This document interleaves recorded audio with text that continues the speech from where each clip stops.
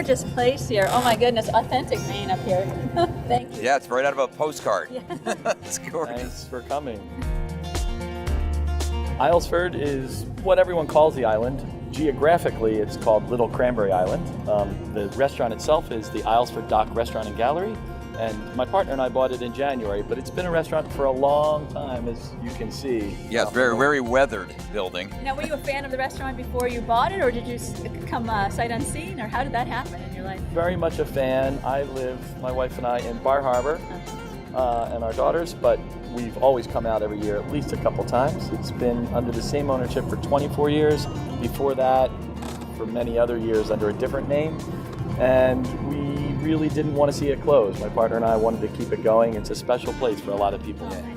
And I know you have a ferry, so where does the ferry come from? And they come right here to be on the island? Well, you know, the lifeblood of the islands, and there's several right around us here, is really boat service, of course, and not just private boats, but the mail boat. That ferry was a for-profit ferry that takes people out here. There's the mail boat service, which is literally the mail boat. Mm-hmm. It takes the mail out, it also takes passengers out. The problem over the years is the last boat back was at 6 o'clock. So this year we're subsidizing what we call the night boat, and it is literally that. It leaves here at 9:30, and so it can take you back. You can take one of the mail boats out and take the night boat back. Right, so you can enjoy your dinner, not feel rushed. And so how do people who want to visit you who don't take the ferry, how do they let you know that they're on their way, or is that just they call you, or how does it work? We have instituted this year a float boy, a float guide. So there's almost always a space. We also have moorings that have our pickup buoys on them, and so you can always go on a mooring and take your dinner. So usually you can accommodate someone who just comes on over on spontaneously, right? Almost always. Almost always. Okay, very good. So as you see, we've got Mount Desert Island in the background, and there's a little bit of controversy about the pronunciation of the name. We talked about it because there's only one S. Some people say Mount Desert, but locals say Mount Desert, and we think it's a holdover from the naming of the island. Samuel Champlain discovered the island in 1604 and named it L'Île des Monts Desert, the island of barren mountains, because the tops of most of the mountains are treeless. Or maybe because it's delicious looking. Maybe that's what it was. It's a gorgeous I think you're hungry again. I like that explanation better, Parker.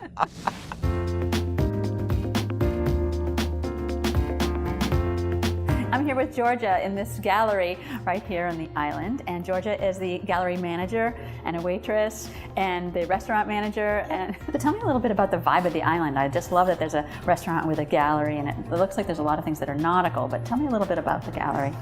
Well, we have art from some people right here on the island, or summer people on the island, and then all around the coast of Maine, some of which has to do with coast of Maine stuff, and some of which, like this one over here, Tom Heyer from New York, is just kind of crazy and out there. We like to have an eclectic mix. Yeah, and this one, Willoughby Hastings is my gallery assistant this year, so she's a new artist to this gallery. Oh, nice. Yeah, we've had a lot of interest in this one. You must have your favorites sometimes. Right here, Okay. Judy Taylor.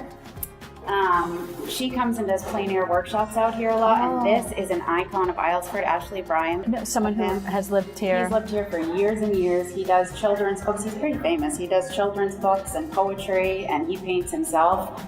He's getting really old, so it's kind of nice to have that. What a tribute, right, to We him? grew up with him. And do you think that really captures him? If Yes. you've seen, yes. Yes. So all these years, and you haven't lost your passion for this island. No, never. Yeah, and all of the artists who are represented here is just beautiful. Yes. What a nice combination with the restaurant. Yeah. So nice to meet you, Georgia. Oh, nice to meet you too. Have a nice rest of your summer. Thank you. And we're going to have lunch, apparently. All right, enjoy. Thank you. Thanks. Thank you.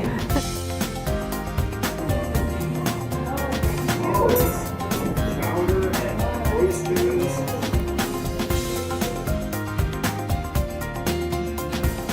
We're doing our own surf and turf here, Tom. Oh, yeah. Oh, thank you. All right. Beautiful. Look at that. Beautiful. Do you guys oil down the top because it is shiny gorgeous? He looks beautiful. I love your seaweed presentation also.